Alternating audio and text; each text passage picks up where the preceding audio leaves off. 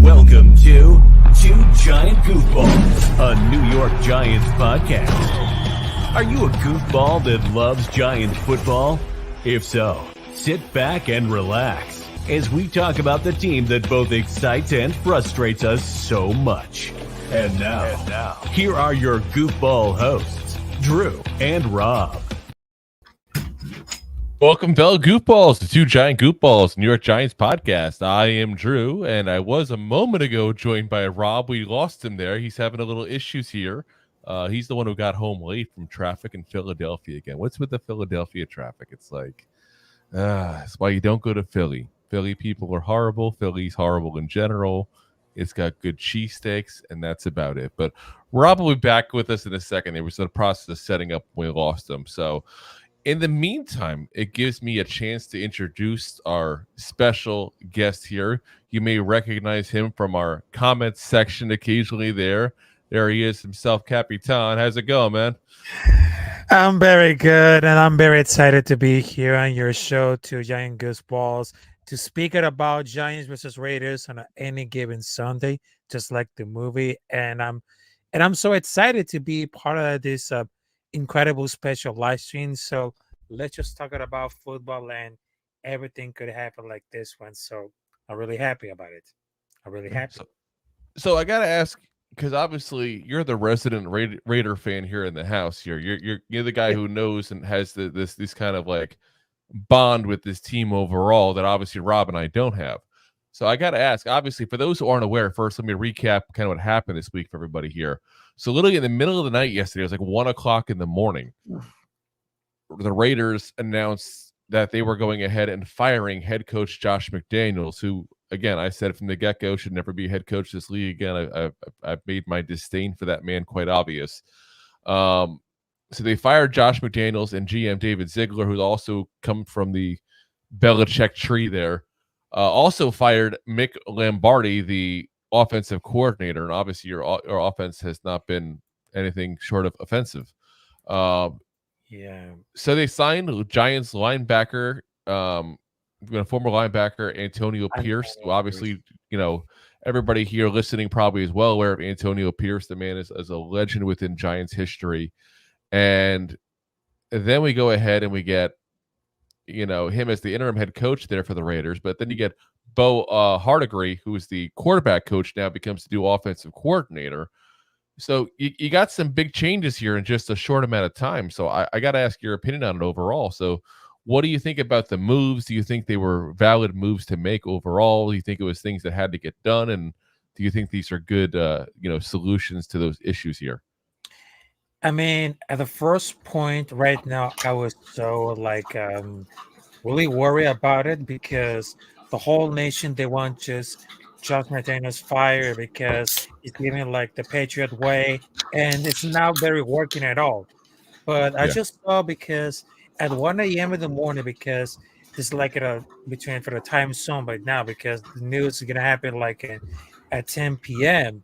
But it's under the fact right now because the news is just started at the midnight, which is I almost gotta fall asleep right now. But I just saw for the news, I was really shocked because the experiment that they got with Josh McDaniels and David Ziegler since 2022 isn't working at all because they have bad play callings, terrible tackling, and of course they want to involve with the experiment with Jimmy Garoppolo, who understands Josh McDaniels, but isn't not working at all.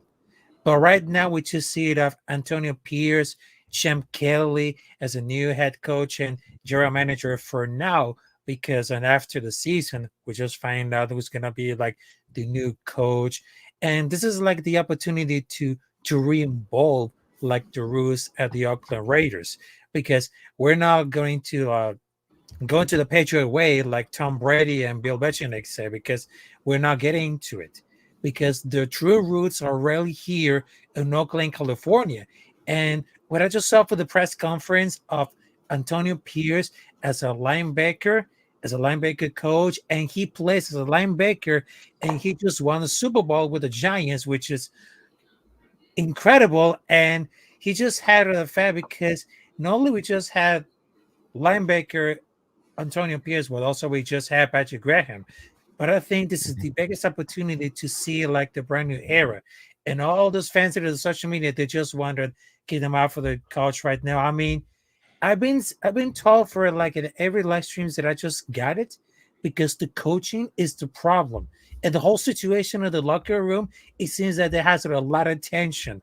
And with Mark David to say he just bright to smart it up to fire it up for Josh McDaniels and David Ziegler to because guys, this is not working good. And I'm afraid I had to go to fire you guys because this is not working. Yep. And Mark David just pull out his pants right now and it'll say, Josh and Dave, you're fired because it's not working at all. Because this is not like the Patriot way, because just trying to do it with the Raider way, like the old way, like he does in Oakland, California, between of Al Davis and all that. And I think this is like it's kind of like the breathe of fresh air, but if it comes to a new era. But I think this is gonna be like a really excited because we had the bigger task against New York Giants because you got Darren Waller as a tight end. We got Michael Mayer, but also we just got like the very important things to put it about for the linebacker room, and it's gonna be like a really excited. Yeah, well, actually, Darren Waller's the one disappointment because he's going to be out for the game. He's already been called out. Be nice to have him in there. I'd like to have him get a little revenge back with the Raiders there. Give me 1 second here. We're going to play a little musical chairs now that Rob's here with us. We can get him over in the right spot here. Hold on. Let's see. Whoop. Whoop. There we go. Okay. There we go. Yes. Now everybody's properly labeled on the screen. That's the big thing there. Yes. We're about proper labeling here over into Giant Goofball here. Everybody has the right name with the right face there, that we all know who everybody is. So, all right. So let's get half my face. You're still missing all that facial hair, aren't you? You're gonna go right back. I can tell. You're missing it. You're missing it. I don't know if I'm gonna do as long, but yeah, it's coming back. Go for it. Go for it. All right. So let's give a little background on these new coaches here, because this is part of the thing with this game now is we can go ahead and we can look at what the Raiders have done recently. We can look at what the Raiders have done all season here, but that's not necessarily doing you a justice anymore, giving guys a preview with an old regime.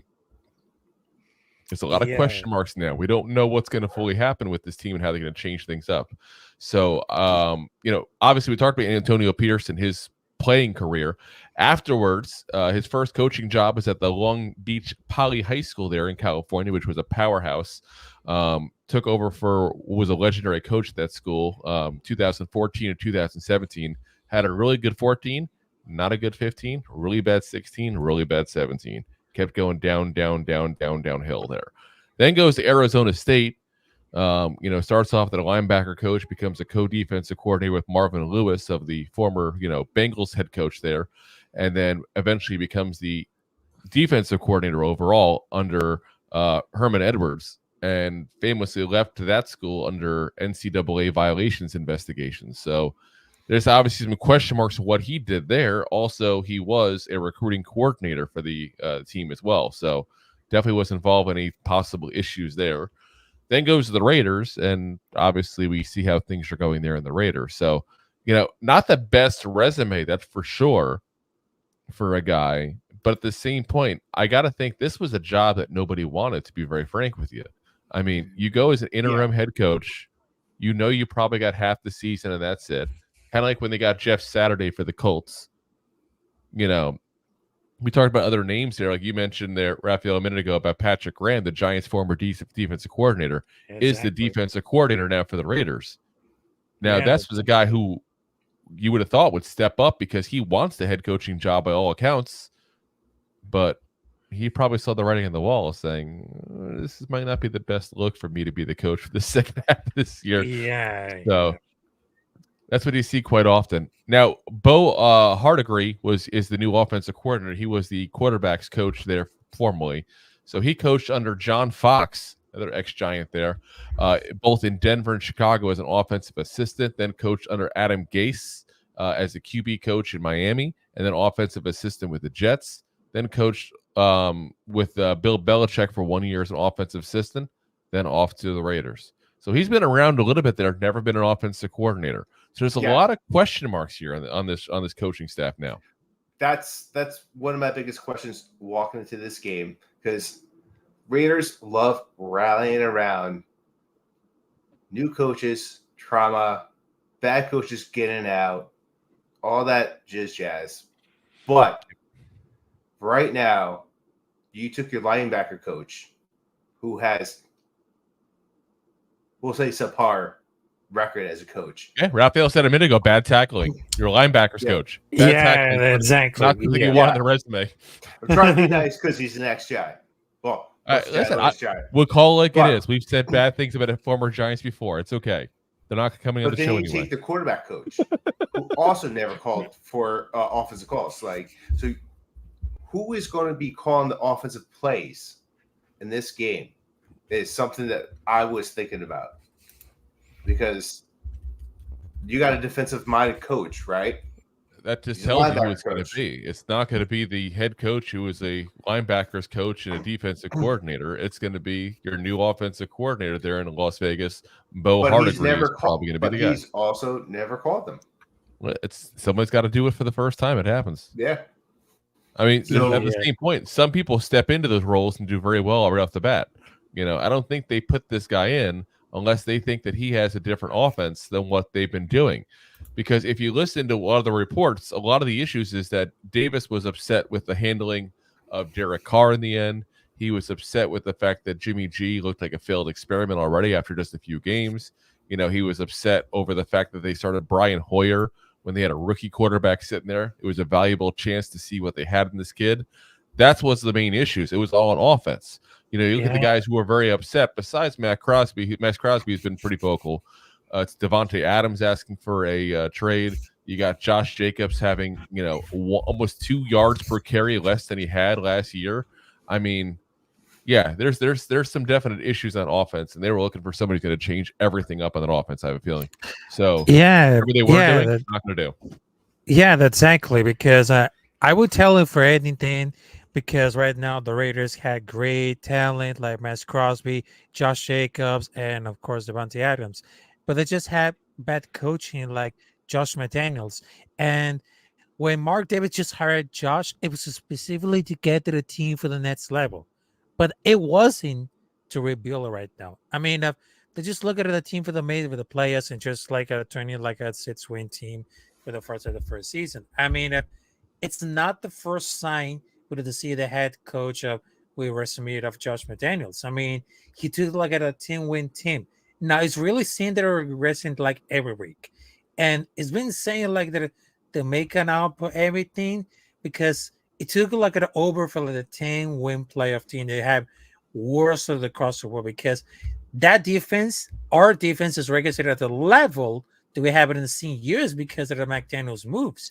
I mean, we just trade Ellis Bars to Greg Roden.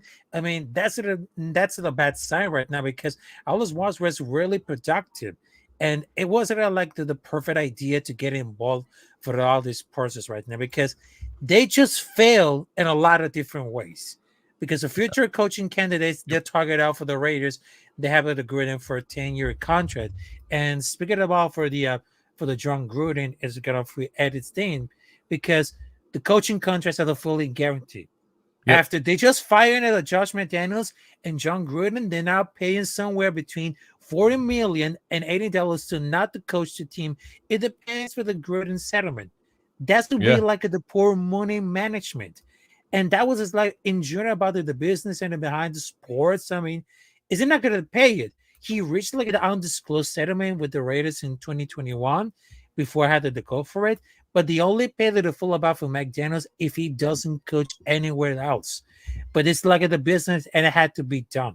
And I don't really think I've had the idea what's going to happen with Gruden, but it had to leave and job sales planetary, but it got worse each year than it took over. Yeah. I mean, the guaranteed contracts and they make it a zero sense. Instead, offered signing buyers and other country milestone incentives, they're going to be better because coaching contracts are being fully guaranteed, but only a select few players had limited guarantees. It's actually very crazy. Yes.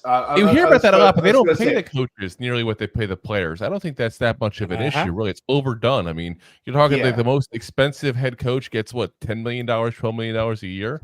You got $50 million going out of you got $50 million now going to quarterbacks. I really think that's overblown as far as that. But like I said, it's a move you guys had to make. He was a crappy coach. It was a horrible hire from the get-go.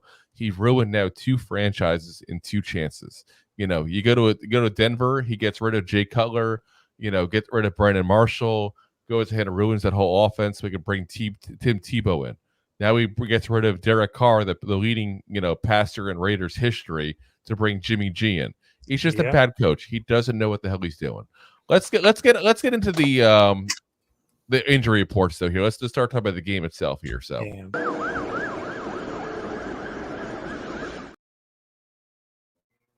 see injury report. There goes that wambulance there. The wambulance is going off everywhere. Yeah. Giants first we got up here. So Tyrod Taylor has obviously the rib injury. Darren Waller has the hamstring issue. So both of those guys are already been called out for the game overall.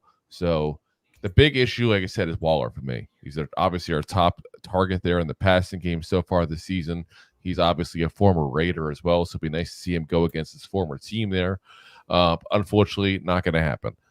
Saquon Barkley still limited in practice the last 2 days here with his ankle injury. Obviously, he's been playing through it the last couple of weeks. I don't see it being a problem. They just don't want to risk him aggravating it sounds like. Graham Gano, that's the fun one there. Obviously, he missed a couple of kicks last week, including one that would have probably sealed the win for us. Left knee is his issue. Keep in mind, guys, I know he may kick with the right, but keep in mind that means what happens when you're kicking. You're putting all your weight on your left knee. That kind of is why it's starting here. So obviously we already talked about the fact that they've already said he needs off-season surgery. Well, it's interesting because they came out today that guess who they had in the Timex Stadium there for the practice today? A few kickers to try out. So this looks like Graham Gano might be getting shut down depending on, you know, a couple of variables that obviously we don't have knowledge of yet. Robbie Gould, Mason Crosby, Randy Bullock, and Matthew Wright all brought in here. You're talking about those first 3 names. You're talking about some classics. Like you're talking like bring back Madden 04. Like this is guys that have been playing in the league for it seems like decades there. So glad to see they're taking it serious. Knee injury or no? Yeah, he's been on their report the last couple of weeks. Yeah, but they didn't say what it was. No, yeah, they said they never specify exactly what, just that he's going to have a knee injury, that he's going to need surgery at the end of the year. Yeah, but the way he's missing kicks make it the end of the year. Not to mention the fact that we're not going to go anywhere. So therefore, let him heal up. Let it get back for next. Let him get back for next year. Let's get it going. Then obviously the next ones we got Evan Neal, ankle injury, limited practice the last 2 weeks. Andrew Thomas also still limited practice the last 2 days as well with the hamstring. Those 2 guys there, Dabo, when asked point blank about him, said they have an opportunity to play. From what I heard from Pat Trina today, she said that Evan Neal is more than likely to play, but she didn't know otherwise. Yeah. I mean, to me, it's almost like I almost don't want him to play. I still wonder if the offensive line is better without him the way he's been playing. Tyree Phillips has stepped in and done better, I feel like. I hate to say it, but he has. Yeah, they definitely have to go for it. But, I mean, what I just saw for the injury report right now, I mean, they have a limited practice and some that have a full practice. But the only bigger test right now for the Raiders versus Giants, I mean, it all depends for the defense or the offense. Because I just saw for the offense, they're getting involved a lot more because after the interception of Emmett Robertson and, of course, Maxx Crosby closing out the game, I mean, the offense is getting involved a lot more and they didn't get like a great chemistry. But the only issue that we got right now is the offense right now because they just started to believe out of the identity. And with Josh McDaniels, I mean, it's not a good sign right now. But it seems this is gonna be like a really huge test to see whether they got it. And I mean, this is gonna be like a make it or break it for everything could happen. I mean, offense has been the issue for both teams, though, and the nice thing is going to be Daniel Jones. Exactly. But Daniel Jones is coming back this week. They've already said that as much. He's been a full participant the last 2 weeks, so we'll see what happens there. Wan'Dale Robinson has his knee injury, limited participant the last 2 days there. Should be good to go. Kayvon Thibodeau, back issue. He's been limited in practice the last 2 days. Again, should be good to go there. Dexter Lawrence is on the injury report, but that's only because he had a rest day today. That's normal. That's no issue. Let's go over real quick the Raiders injuries as well, because you guys got a couple injuries there. The first one is Daniel Carlson, the kicker, has a right groin issue. It says, which is weird. I thought it was just a groin issue. Like you have a right issue, right and left groin. It's one groin, isn't it? Am I not understanding this correctly? That's the kicker. Yes. I'm saying the multiple groins. I'm not a medical expert. I don't know. Maybe he's like that three-boobed woman over in what's that Arnold Schwarzenegger movie? Total Recall. Total Recall. There we go. Total Recalling. He was limited in practice last week, missed a couple practices even, though played through it on Monday against the Lions. So that tells you that he probably will do the same again. You also got Maxx Crosby has a knee and ankle injury. He's been nursing, so he's limited in practice the last couple of days there as well. But he's been dealing with those injuries. I fully expect he should be good to go there. You got Divine Diablo, the linebacker, ankle injury, did not practice the first two there at that point. He's been was consistent all pretty much for basically last week, where he missed all the practice and missed the game as well on Monday. So we probably won't be seeing him play overall there. Nate Hobbs, ankle injury, limited participant in the practice the last couple of days there as well. He did manage to play last week, and he was out the last 4 weeks before that. So I think they're just trying to keep him healthy and bring him back slowly. So I fully expect that we're going to see him there in this game here. Let's see. You got Jacob Johnson, the fullback, concussion, did not practice, along with linebacker Luke Masterson, who also didn't practice the last 2 days. Both of them after a concussion they suffered on Monday. Now, Rob and I have talked about this before. Whenever there's a concussion, typically they miss a game. That's just the way that the NFL is becoming now, because they don't want that bad publicity. So we'll have to see what happens. Thayer Munford Jr., the offensive tackle, a neck injury, also did not practice here the first two practices this week here. So we'll have to see what happens there. But the fact that he's not practicing at all is not usually a very good sign. Robert Spillane, hand injury, did not practice on Wednesday, limited participant on Thursday. So that's, for the Raiders side at least, says, hey, things are progressing, and hopefully you'll be seeing him at that point.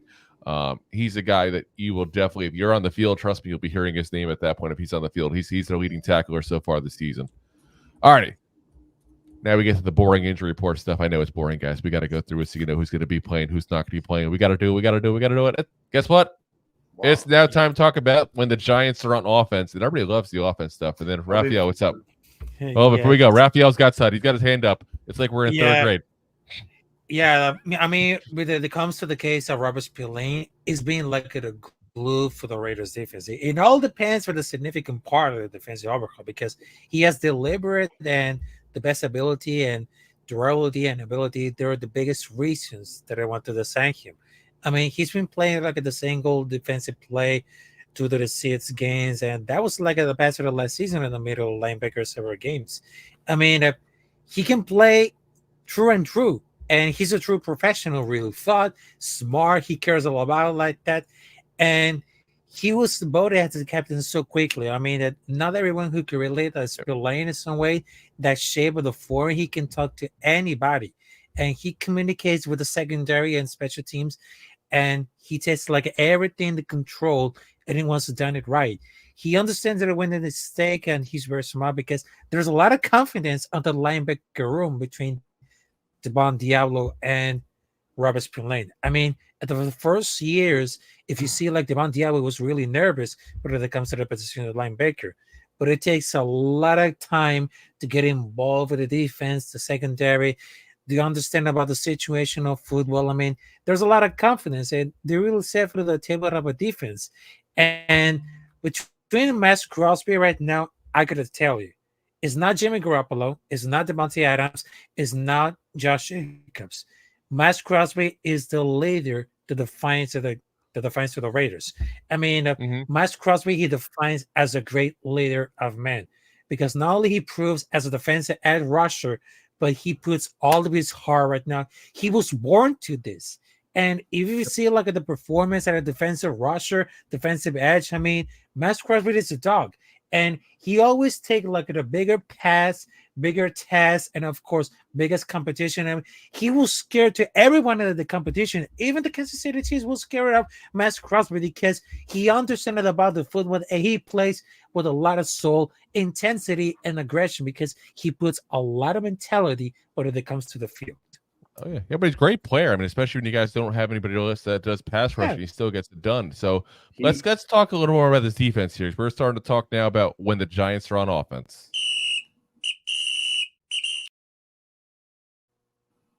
Let's talk about the offense of the ball, and the big topic, obviously, mostly that Raider defense here. So the big thing is, and Rafael, you talked about it a minute ago. They're doing horrible at tackling. They're not a very good defense overall. So I wanted to look at when I did a little research on the Raiders this week. What's been killing them? Has it been the pass? Has it been the run?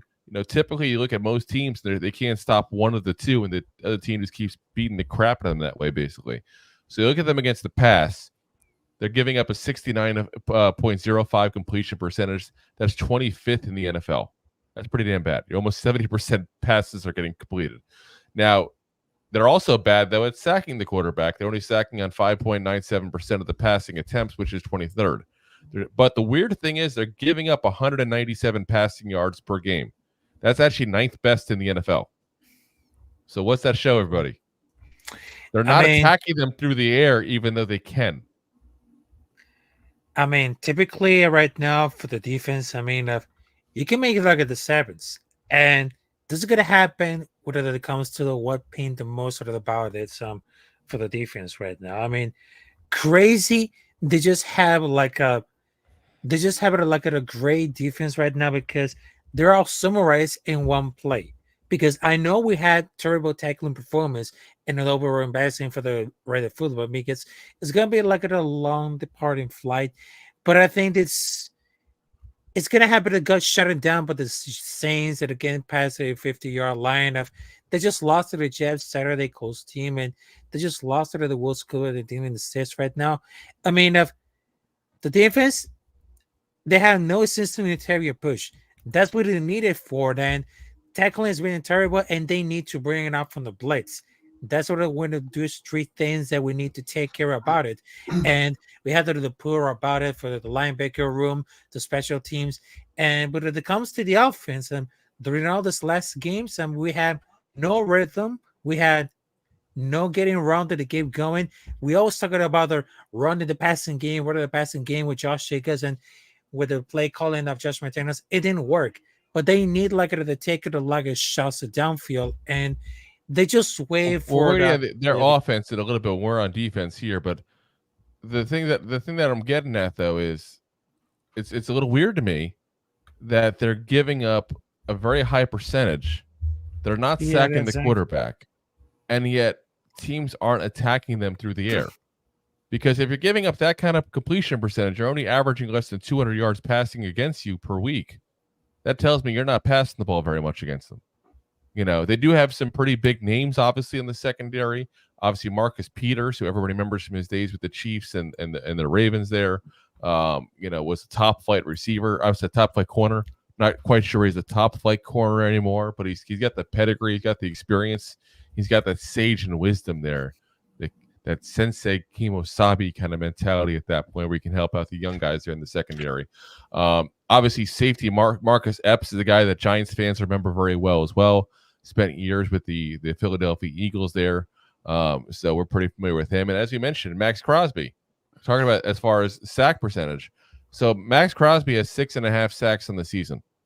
There's not a single player on the Raiders that has more than 1 besides him.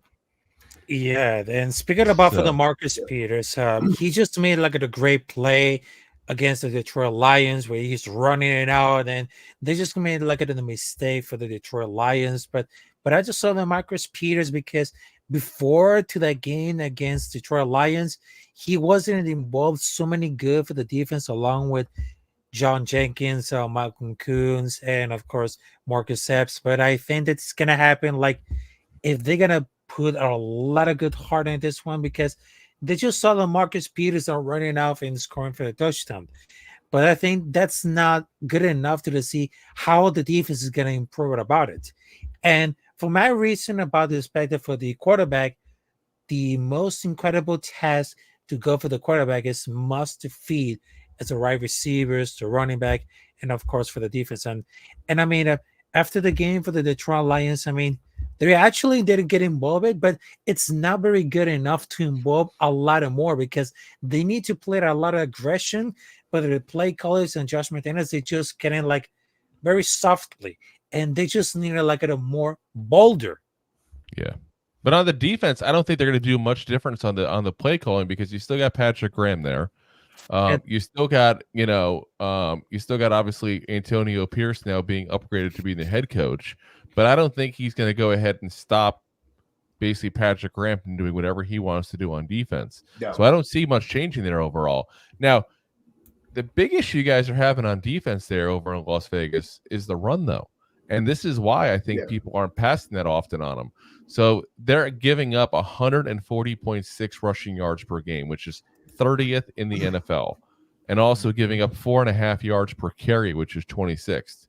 So I think the big thing is that teams are just running the ball down the Raiders' throat right now, which to me is a little crazy because it's like you can pass in this team.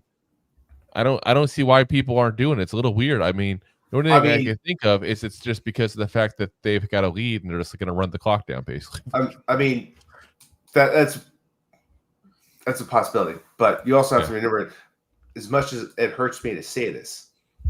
Oh no! Talk about the offenses. Yeah. Raiders are ranked 31 in the offense. Yeah. Yeah. You know who's at 32? Giants. The Giants. This is going to be a very, very old school. But you also have to remember how many injuries we had in the offense, how much switches we had to go around. So is the Giants offense better than the Raiders defense? I mean, offense. Sorry, I meant to say their offense versus our offense. But here's the thing with that, and we're going to get into the offense here in a minute here, but it's like you don't even know because you have no clue what they're going to call. But the big question is, you first hit it there with, is their defense as bad as they've been on defense? Is their defense better or worse than the New York Giants offense? And I think that's another variable as well, because especially if we get these tackles back and Neal and Thomas, DJ's back as well. And obviously he saw what this offense has done without him. And I think he's going to have a little bit of a little pep in his step to try to prove something here. So we don't know on either side. There's so many question marks in this game as far as what to expect and what to see. I really think it's crazy. The biggest X factor in the Giants offense versus the Raiders defense is Maxx Crosby. You're going to see a lot of runs from Barkley because they're, like you said, they're averaging 140 yards per game. Yeah. Barkley right now is top tier. Granted, he's still injured. He was injured. He's still battling off this injury. He's still one of the top tier running backs in this league. DJ, when healthy, is one of the top 5 running backs. They should have a lot of design plays with these guys in the backfield, set up play action later down the game, which would be the difference in the game because you have to figure out how to stop Crosby from getting to that backfield and preventing us from running and preventing us from passing. Yeah. I think the Raiders have a lot of trouble stopping us on offense. And I don't mean like we're going to be a juggernaut. Don't get me wrong. This will probably not be a juggernaut offense all year long. No. But I do think that this defense is bad enough that the Giants could put up 20, 25 points up, that kind of thing, and it wouldn't be out of this, out of the realm of possibilities, which is crazy for a team averaging like 10 points a game. But still, it's definitely something that's not out of the realm of possibility there.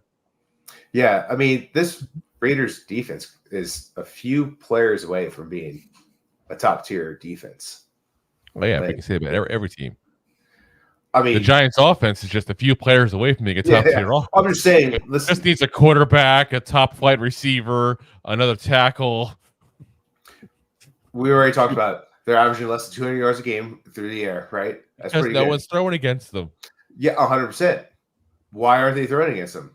Because they can keep running instead. They're getting the clock down because they're winning. Right. So and then you got Crosby, who's been a great pass rusher, and he's been great, stopping the ball up front. Is it just because Maxx Crosby's name sound like a singer from the 70s? It does. He should have like, 2 X's behind it, and he would be like more like a rock star. You know what I'm saying? Like one of those guys that like would like have like that hippie mustache and like long hair with like bell bottoms and an acoustic guitar. Like, I'm Maxx Crosby here, guys. I'm here to sing a little song for you. I don't know why it just He just reminds me of a man. 1970s singer-songwriter combo, like a John Denver or a Don McLean kind of guy. Colin Oates. A long, kind long of time thing. ago.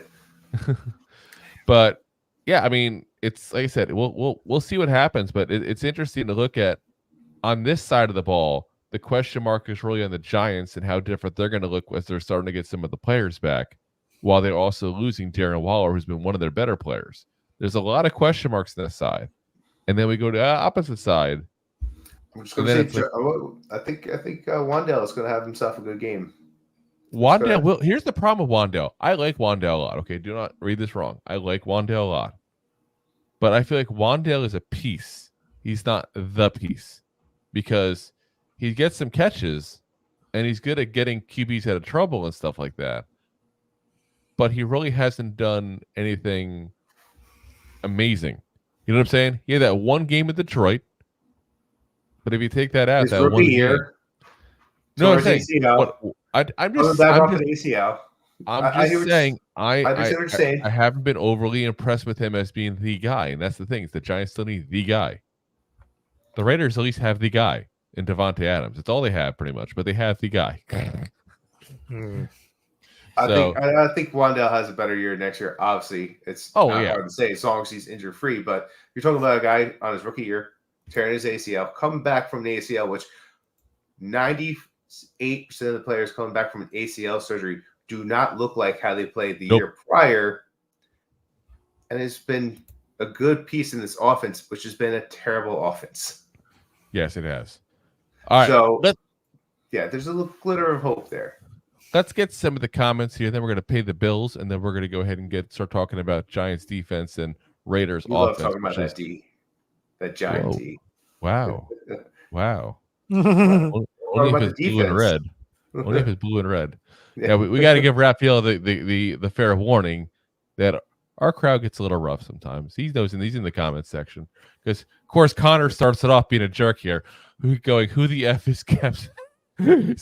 Am I dreaming, or do they just say those words? I prefer Captain Chaos from Cannibal Running 2. Listen, if we're going to pick a Captain Chaos, we're picking Captain K. Isn't Captain Chaos the name of the big show in that Waterboy movie? Yes. I was about to say it's 100%. That's the Captain Chaos we're picking here. That's the Captain Chaos. Connor says, "Hey, look, it's Antonio Pierce. Yay!" I'm just putting on the tone. I have no clue if this is yay or like a yay. Like I have no clue. Well, it would be louder if it's all caps, so it's yay. There's also a space between the exclamation points. Then Connor gives something that I'm assuming is a song. When I was young, I needed anyone, and making love was just for fun. Those days are gone. Living alone, I think of all the friends I've known. But when I dial the phone, no one's home, all by myself. What song is that? The world may never know. Connor, if you're still there, man, let us know what song. Because the only all by myself I can think of is the Green Day one. I was all by myself. No one was There's no all by I was thinking of you. Myself. Oh, Touche. I forgot about that one. Oh, yes. All right. And then Deb, as always, plays the role of sheriff in the comments section, tells him to stop. Love you, Deb. That's his welcome, Raphael. Oh. Hey, Deborah. Hello, Deborah. All right. She says, I'm more afraid of this game now that the GM and coach have been fired. I wouldn't be surprised to see the team rally. Oh, I'm 100% on board with that. Wow. I would have loved to see them keep Josh McDaniels, the clown, the fool, the horrible coach for one more week. Let us just beat the crap out of that team. And then I can root for Antonio Pierce the whole time. As a former Giant, as much as I just talked about his resume deficiencies, I guess, for lack of a better term, I was still going to root for the guy. As a former Giant, he helped get us 2 rings. He was a big part of it. He was one of the best linebackers we've had since the days of Banks and LT and all. I mean, really, if you think about it, we haven't had great linebackers the last 20, 25 years. He's probably been the best. You can make cases for, Blake Martinez had that one good year with us. You can say, John Beeson had glimpses when he was healthy. You can say Bobby Okereke might set the record for most tackles of the season by a Giant. But as of right now, Antonio Pierce is probably the best you've seen in the last 25 years in a Giants uniform. 25, I guess. 25 work, actually. Yeah. That'll work. So Yeah. Dennis says Giants should let Wink call plays. Things can't get much worse. Listen, I'm telling you right now, if you let Wink call the offense, next thing you know, you have Saquon Barkley blitzing randomly, even though he's on offense. That's what's gonna happen. Surprise blitzes. He says, You're "Hi running up guys, the middle what's up, of Dennis?" Connor says, "Stop what, Deb? Stop in the name of love before you break my heart." Listen, Connor, think it over.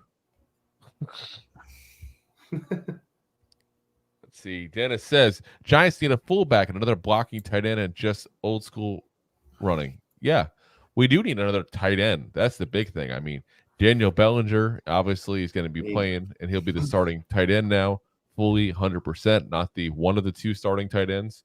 But yeah, we are definitely slacking in the tight end department right now. That's for sure. I mean, that's something I said going into this year. Like, I wouldn't be surprised if they kept 4 because they had Cager, which they signed. They wanted him to do well. Yep. Which and they've cut him since. Yep. And then I was like, Barrick. Like, I thought maybe they would keep this guy around because he's a good blocking tight end who catches balls every once in a while. But like, yeah, you got to wonder if Sweeney or Myrick or one of those guys comes back and becomes, if this is going to be a longer injury for Waller there. We'll have to see what happens. It's going to be like a few weeks from what I heard. Yeah, that's what I'm hearing as well. Same thing. Connor says, I can kick better than all of them, but I can't handle winning the game because then I'd have to go on talk shows and all that craziness. You go on this talk show all the time, Connor. You'll be fine. And he says, agreed, Dennis. Might get canceled. Dennis says, thanks, Connor. Dennis says, hi, Deborah. Deborah says, hi, Dennis.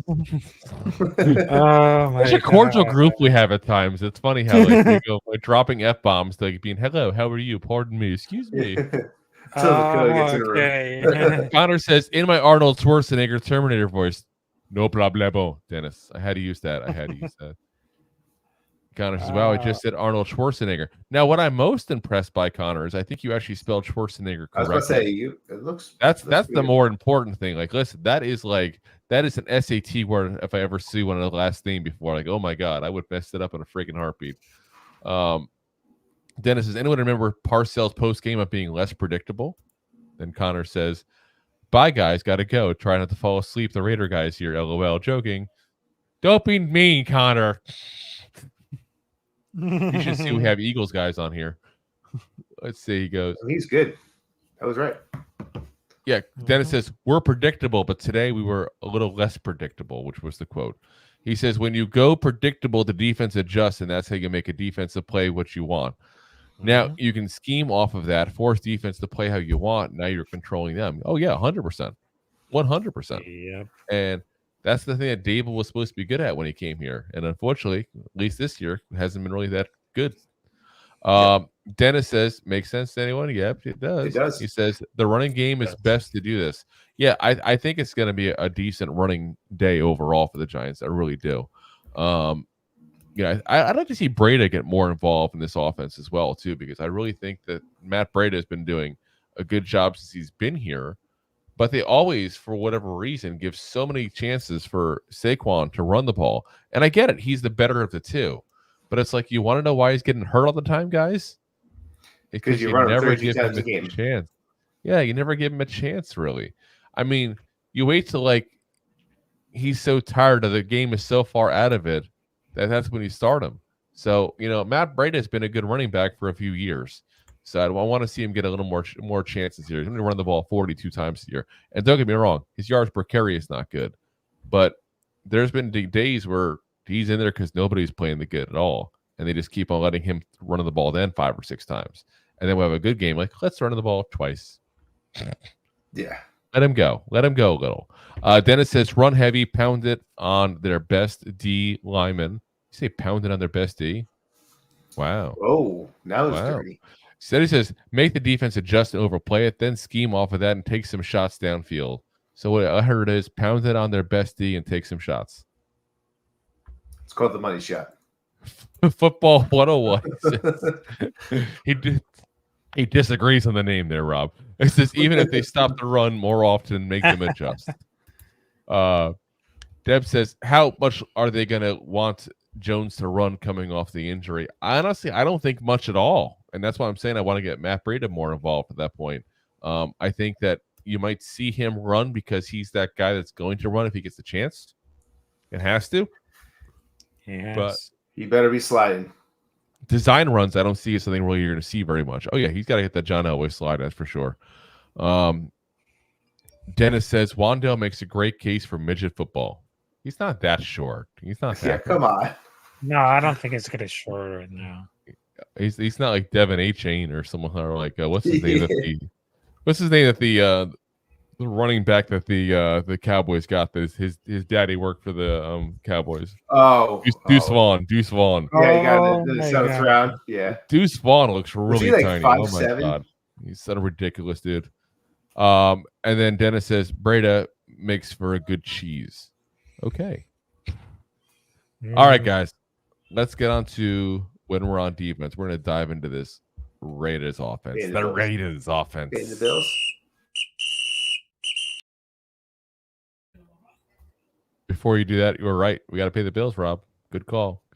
This is why Rob's the accountant. Enjoying the show? Looking for more goofball action? Consider a membership at buymeacoffee.com/2giantgoofballs. Memberships start at just $5 and give you additional goofball access. One-time support payments also available starting at just $3.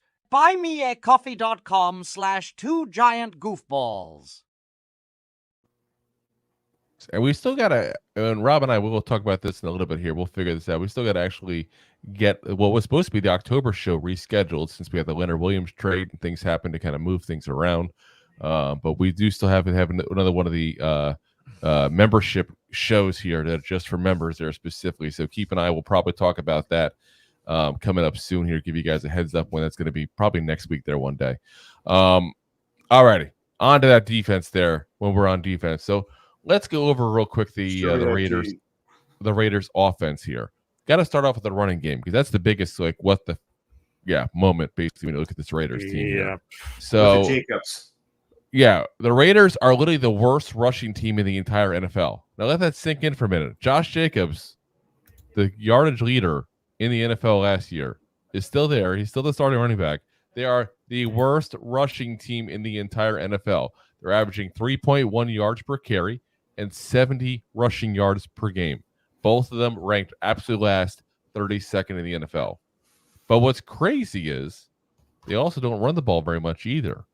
They're only running the ball 22.5 times per game, which is partly why they have only 70 yards, which was ranked 28th in the NFL.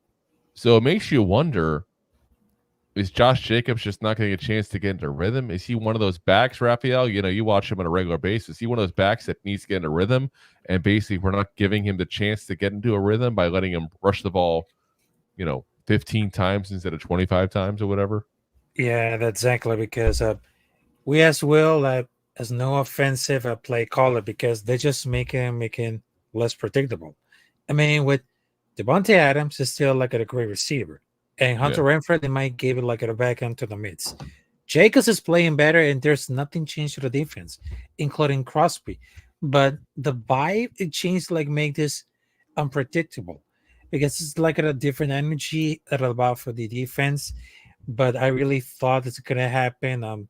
They're back and forth for the decision, and they hope that they start to improvement. I mean, it's not really good for it to go to the rock bottom and stay paying like a free agency and losing the culture. I mean, it could be like a tough choice because they have a great defense, but they're still struggling at all and just making it like a go for the identity. I mean, I'm very sure they had to go for it doesn't play anything. But how is it to score for the playoff game when it comes to the quarterback throw it 8 times? I mean, it could have been talking about for the offense and the defense. It's like an argument because if they got the simple philosophy for the Raiders, I mean, they're just trying to run it up for the game for Josh Jacobs, but sometimes they get it slip away. Yeah, but they got to give him a chance to get into rhythm. They got to give him a chance to go more off. It's crazy. I mean, so right now, he's at 133 carries, 408 yards, and 3 touchdowns this season. Okay, projected. Rob loves when I do this. Projected at the season were to continue at this pace. 283 carries, 867 yards, and 6 touchdowns. Now, last year, he had 340 carries, 1,653 yards, and 12 touchdowns. So almost twice the output on basically 1.5 times, not even 1.5 times that full, like 80% of the carries basically.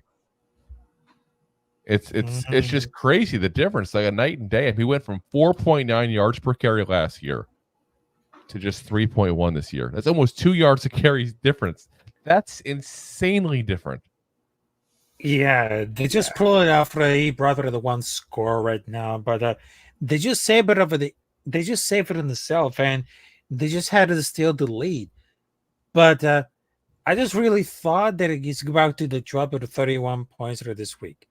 But I think that it gave up like 17 points were more than 112 yards. I mean, it could have happened with 3 sacks, and it could happen everyone on the defense and the offense. I mean, if they gotta have the same thing or the go for the very conservative, and they have to play solid, good enough for this team right now. I mean, that's an option for the drafted right now. But it seems that most of the time that they had the support for the win constantly. But I think they had struggling enough because decisions should be made it under the traditional or calling. But I think it's gonna happen with the defense because it must play like much aggression and not to be wasted at all.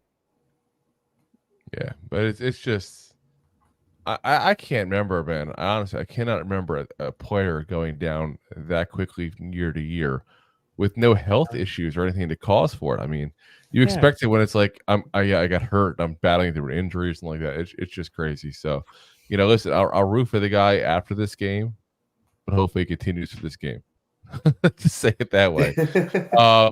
So we talked about they're not throwing. They're not running the ball very often. So obviously, if they're not running the ball very often, what does that mean they're doing? Passing the ball very often.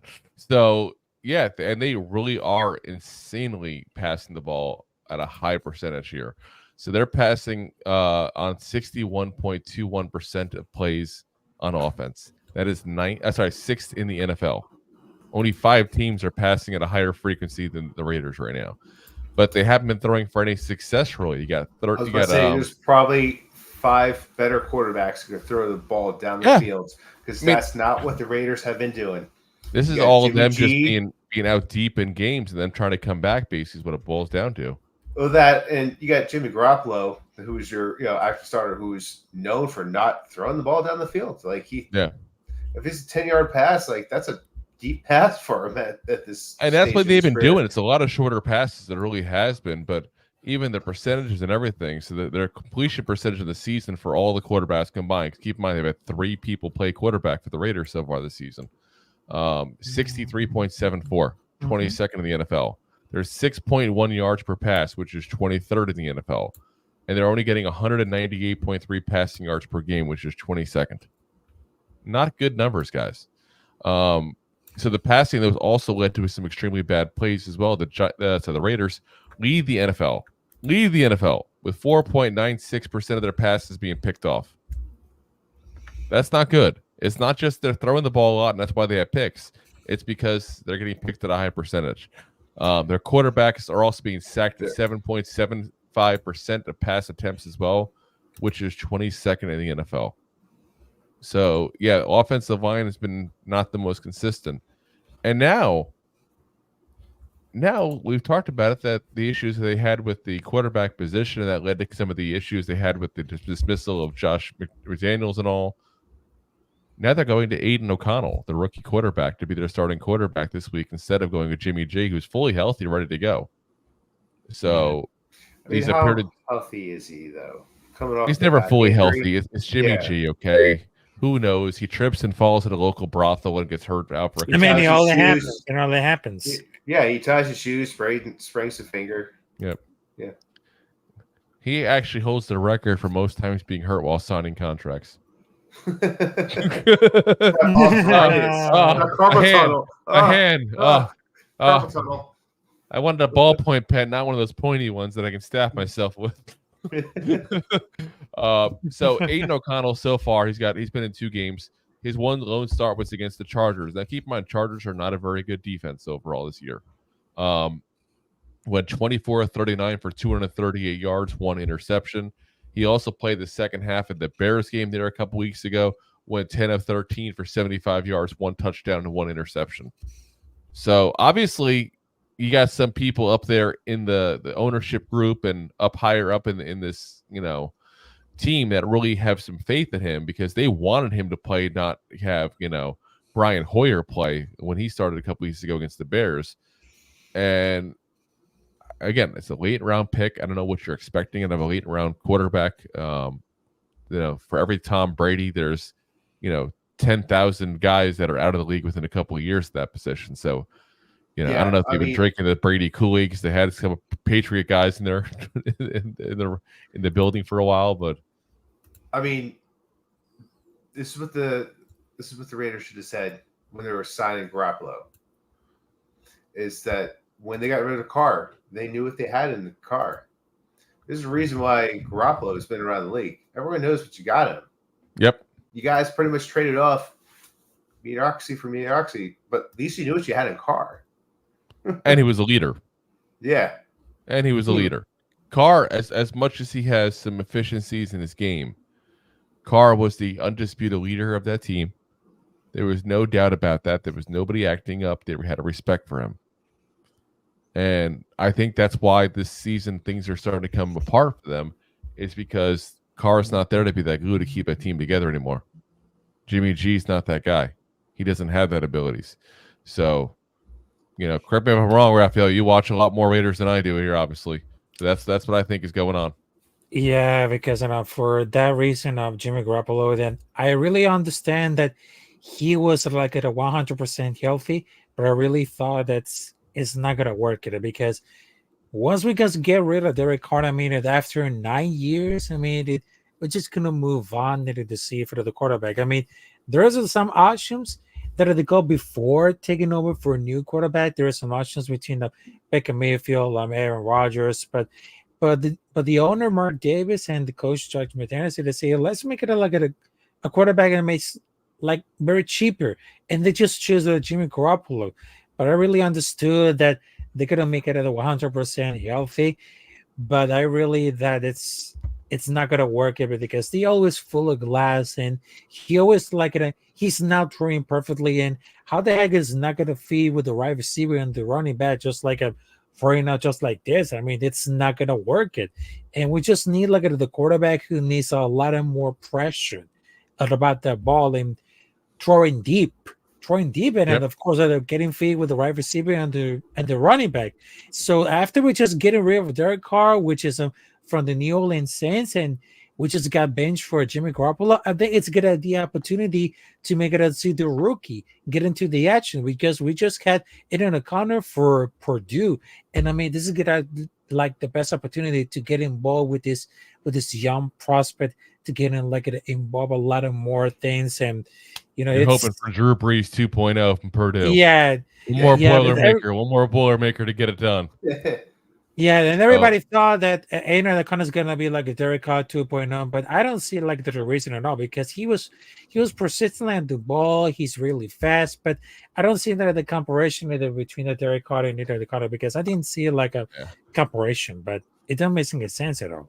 I see him as a potential backup in this league, and that's it. Exactly. I don't think he has that drive to drive it down the field like you're talking about and all, but we're going to find out. He's going to get a shot. So let's talk about the guys he's going to have a chance to throw to this week here, because you guys do have some good players on offense, specifically at the wide receiver position there. Devontae Adams obviously is still the star of the offense overall. He's a guy that, has been a little vocal lately. Like you said, he's been a little upset about his play action, if you will. Well, keep in mind, he's upset because he's upset of what happened overall on this team, because he came here for one reason, to play with Derek Carr. He wanted to play with his buddy. And he goes there 1 year, his buddy's gone. And now he's basically stuck in Las Vegas purgatory, basically. So on the season, 47 catches, 539 yards, 3 touchdowns. He was on pace for 100 catches, 1,145 yards, 6 touchdowns. Damn good season, but that's not a typical Devontae Adams season. Devontae Adams season is a 1,300 season. So he's definitely on a little downtick this year. Jacoby Myers, the pickup they got from the New England Patriots, who Rob and I basically were talking about the Giants should get him. And I still think he would have been a better pickup than Darren Waller. I'll still say that. He's on the season, 38 catches, 494 yards, 5 touchdowns. That puts him on pace for 81 catches, 859 yards, and 11 touchdowns. Not bad as a second wide receiver on the team that's not putting up a lot of anything basically on offense. That's not too shabby. Next up, you guys are probably expecting me to talk about Hunter Renfrow, him being the third leading receiver on the team. But nope. Hunter Renfrow has disappeared basically off the Raiders Nation forecast. I'm not sure what's going on there. Basically seems like ever since McDaniels got there, he's been kind of slowly but surely been taken out. He's got 92 yards so far on the season. Only has 422 yards in the 18 games he played under Josh McDaniels. So I think about 18 games, it's about a whole season there, just like one extra game. So if you had a season, they put him at 400 games. Sorry, 400 yards. This is a guy who did a lot of games. It's a lot of games. This is a guy that did 1,038 yards the year prior to Josh McDaniels coming. So you have to wonder now, with the new offensive scheme, new offensive coordinator, new offense, everything at that point, because they're going to make some changes here. Does Hunter Renfrow become a guy that all of a sudden gets into the mix at that point? Because he probably should be brought into the mix. He's a quality player. He's a slot receiver. He's the guy who does those tough yards for you on slot, crossing routes from the slot, gets that, the 3rd and 3 catch that you need. That's what he does. This is what this guy is there for. And why you don't utilize a talent like that is just beyond me.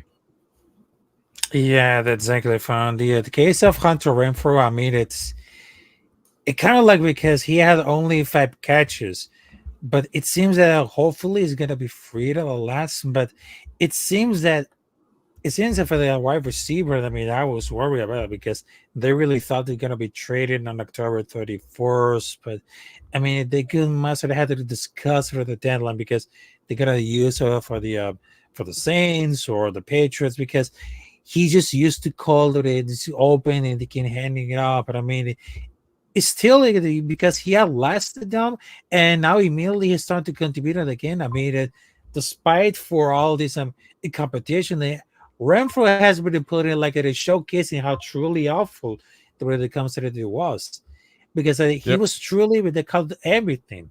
I mean, Hunter Renfrow is going to wait for a trade calls for about weeks, but it doesn't appear for the team that's demanding it because they just had a receiver like the calls and everything, and I was just like, it's something that it was something that was. Not that they get involved for like this one, it is something that I was it got the same everything, but I was like I was agreeing to both of the answer about that, but it seems that it could be like anything could happen because it's stuck in the mud because it's just going to trade it for the right receiver that he really works out, but he needs to involve a lot more if it comes to the right receiver. Yeah, I mean they traded for the one in I should have said they signed the 2 in Devonta Adams and Jacoby Myers and got them back-to-back years, and it's just kind of pushed Hunter Renfrow further on down that list there at that point as being now number 3 kind of receiver. But they've really focused on Myers and Adams, and that's it. I mean, even if you look at the tight ends at that point, you got 2 good tight ends. You got Austin Hooper, you got Michael Mayer. So Mayer, obviously the young tight end coming out of Notre Dame, considered by many to be the best tight end coming out of this draft class, and Austin Hooper, who has been, basically around for almost 10 years now and has been a very good tight end for Atlanta, for Cleveland, had an okay year last year, even with Tennessee, and now goes to the Raiders, and the Raiders just are not using either one of those tight ends. They got 23 catches on the year combined for both of those. Combined. And yeah, that's combined. That's not each combined. So you're talking about they have 1 or 2 catches each a game, and that's it. That's like malpractice to not use those guys. Yeah. I mean, Austin Hooper. I mean, you can say Meyer. I don't know what you got yet because he's a rookie, but Austin Hooper had 444 yards last year with the Titans. Averaged about 400, 400 yards with the Cleveland Browns before that. In his heyday with the Falcons, he had 787 yards, 660, 526. I mean, this is a guy that's a proven weapon in the NFL. Again, I'm not saying he's the second coming of Travis Kelce, and he's about to go ahead and start getting with Taylor Swift anytime soon. But he's still a legit NFL and a legit passing threat in this league. And Michael Mayer, like I said, was a guy that we all thought was going to be coming out. I still think he can be at that point. I just you got to use him right. And I wonder if that's a part of the difference is getting these other weapons used, because we talked about differences in this offense. You got two guys basically getting the ball primarily, and that's it. You got tight ends not being used at all. You got a former 1,000-yard receiver from just a couple of years ago not being used at all. The only ones they want to use in the passing game for some reason is Adams and Myers, and weirdly enough, Josh Jacobs, who's got 28 catches, 242 yards. So he's on pace for 60 catches and 514 yards receiving on the year. He's never gotten over 400 in a season. So they're utilizing him at a rate like they've never used him in the passing game before.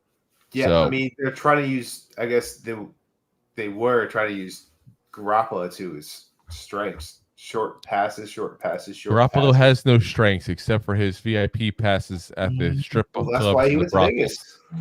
I went to Vegas. The free sex. VIP at the Bunny Ranch. Do the bunny hop. Hop.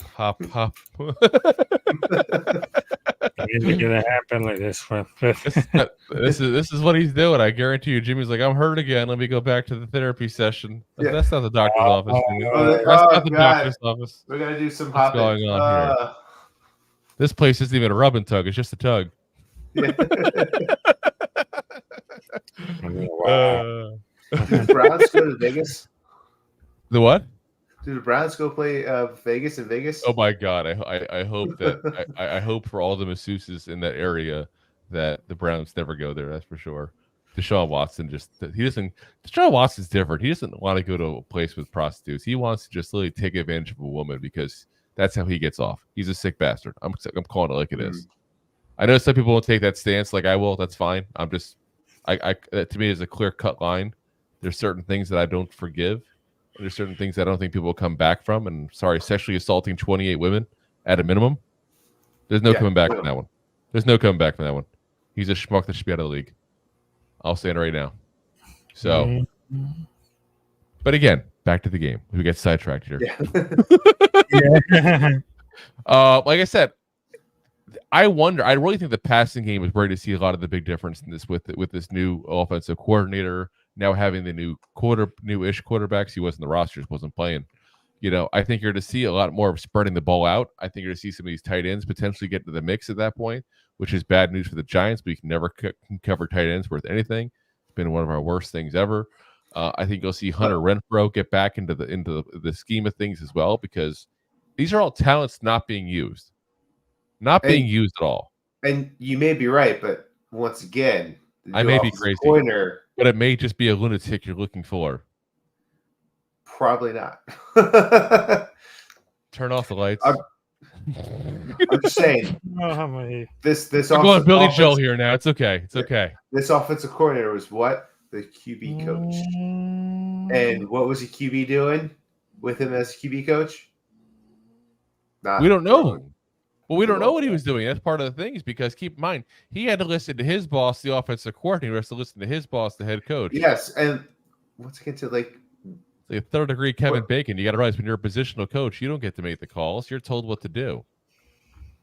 I hear you, but you work with the quarterbacks, and at the same time, it's like he's never called offensive plays before. So, like, what does he have to go off of? I think honestly, you have to kind of stick to the playbook you have at this point. You're going to put a couple of plays that are different than your own. You're going to incorporate it slowly but surely. But for the most part, it'll be the same offense. But you can still use the same plays in different ways. I didn't mean to rhyme there. It just happened. Oh, he's just that I'm a poet. I didn't even know it. Oh, snap. Ooh. Hip-hop-potamus. My lyrics are bottomless. Yeah.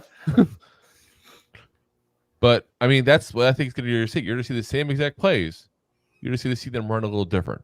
You're going to see him say, "Hey, listen, I watched film. I've noticed. Hey, tight ends are open in the flat when we call this play. We need to look at doing that more often.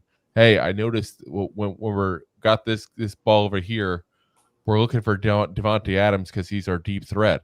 But in the hook route right beneath them, there's Hunter Renfrow wide open on a regular basis. He's going to see these things. I guarantee you, and pointed out, because I can't imagine you have that many idiots in the room that aren't going to go, wait a minute, we have talent we're not using. That's an issue. Big issue. All right, Ref. Yep. I mean, they could have happened like this one, but I really thought this could have happened in so many ways. Because if you understand it about the football, because it's gonna be like a decided for the point at the point of break, but it happens like everything has to go for the defense and the offense. Because if you look at it, I had to go for the coach and to see that, hey, what's going on happening like this one, you really understand that it really had to make for it, but it's kind of like okay, so let's just get it to do it about it. And they just sort of putting off all these the opportunity to make it, and let's just make it happen.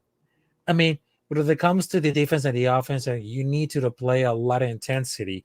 And when it comes to the right receivers, I mean, there's so much power on the offense and the defense, but it became like it's just like a click. It's just like the click, and because we just having to go for the defense because we're just waiting like 20 years to see the miracle. But right now, it is the opportunity to perfect time to see who's going to ball for the defense, and they're going to happen like in so many questions that they're getting used to it. And it's something that I was very undistractable. But I think it's the time to have to go for it at the defense of the offense, because if they're going to learn to do something, go for it.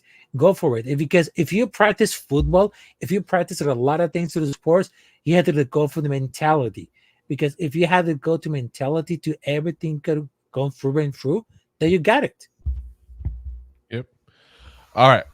Let's go with some final thoughts here in the game as we kind of start wrapping things up here a little bit here.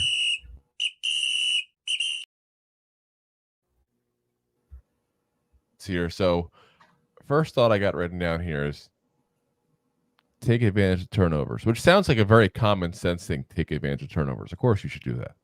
But the Raiders are averaging 2 giveaways per game, which is 30th in the NFL, and they're averaging only 1 takeaway per game. Their turnover margin is the 31st worst in the NFL. And a lot of that obviously is the interceptions. We already talked about that. The Giants obviously have trouble scoring. They're like the nerd at prom, sitting in the back corner with this punch bowl. Yeah. So at this point, we got to go ahead and take advantage of those moments that we get that chance and score. I don't mean 3 points. I mean 7 points. Get in the damn end zone. Score some touchdowns. End this game early on.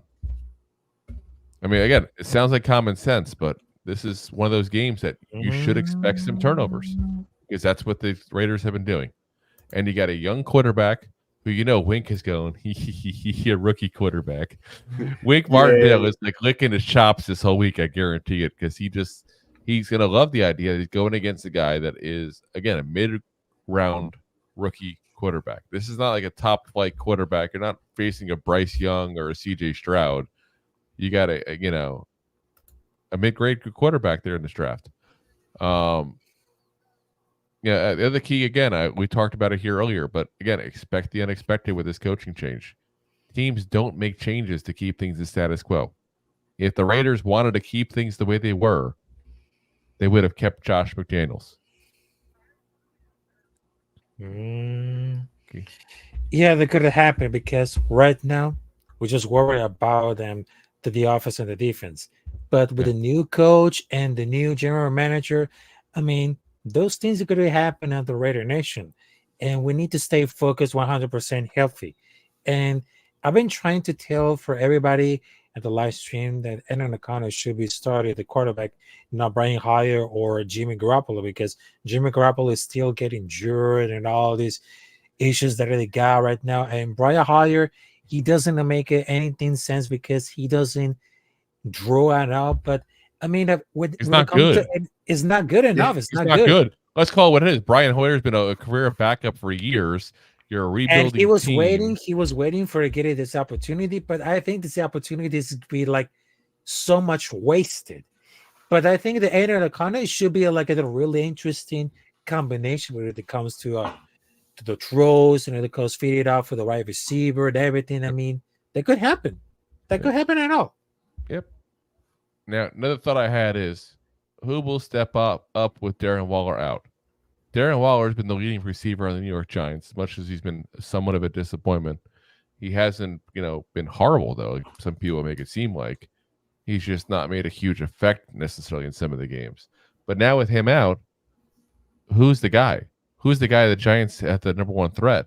And I'm telling you, I am hoping that while the Giants are in Las Vegas, they're staying at the Hyatt.